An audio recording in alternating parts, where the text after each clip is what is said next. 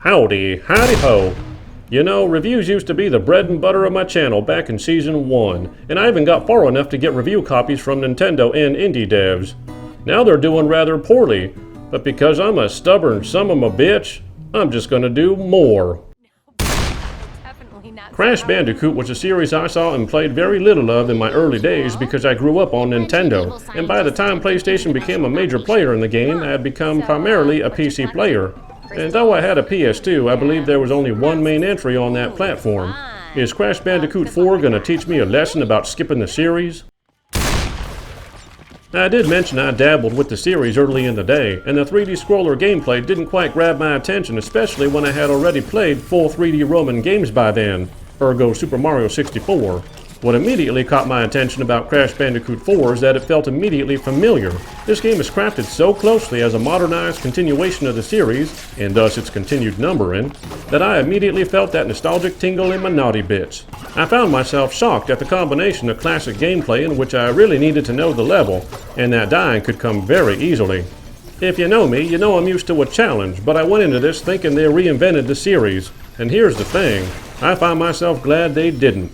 Sure, I believe this gameplay could have been wildly expanded with the type of power we have at our fingertips now, and that this game does have its frustrating sections that have all the same pitfalls of that type of patterned memory level design, but what they did is still entirely enjoyable.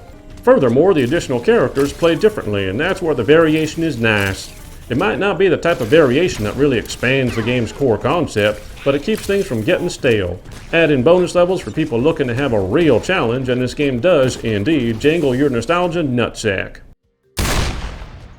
This is a rough one since the modern template for content has changed. The game lands in a sort of standard platformer length area, and it took me about 10 hours to see the end. That's partially because I did enjoy doing some of the bonus levels and going back to do the side character level variations, but in terms of dollars per hour content, it does fall short. Again, I also understand that this length is actually pretty standard for this type of game, but you're only going to get more hours if you're a completionist who wants to see and do it all with inverted levels, challenges, and collectibles, including various skins, to get all the trophies for bragging rights. This is a damned fine example of art style and graphics. Sure, it's not quite pushing graphics to the limit, especially considering its current gen update is primarily resolution, but the art style balances it out. We thus have a colorful, fun, eye-pleasing game that runs at a solid 60 FPS. The animation is quite good too, thanks to the devs' already experienced hands in this arena of visual style. And then there's the story. This is where it's a bit lukewarm. It feels as if none of these additional characters really see the type of development they deserve. Don't get me wrong, as I said earlier, it's nice to have some gameplay variety, but these characters feel more designed for that purpose than to properly add story development. That includes the eventual token, work with your once sworn enemy plot twist. I don't know how to say it in a way that doesn't sound overly judgmental, but I'm just not feeling the characters and story development, and that's a big factor in modern games. This is one of those times where I get stuck between a rock and a hard place. On the one hand, it's classic and frustrating, and the nostalgic side of me gets moist giblets over that. On the other hand, it's just a major missed opportunity to do so much more with the franchise thanks to today's powerful console tech. On the one hand, it's the right length for a platforming type game before it wears you out and runs out of fresh mechanics.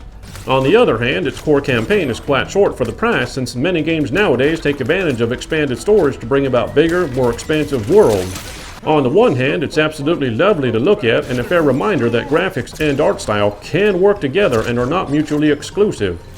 On the other hand, no matter how good the art style and animation work is, I can't find myself caring about these characters that feel tossed in. Quite simply, on the one hand, this is a good game, and on the other hand, far from a great one. I give Crash Bandicoot 4 It's About Time an 8 out of 10.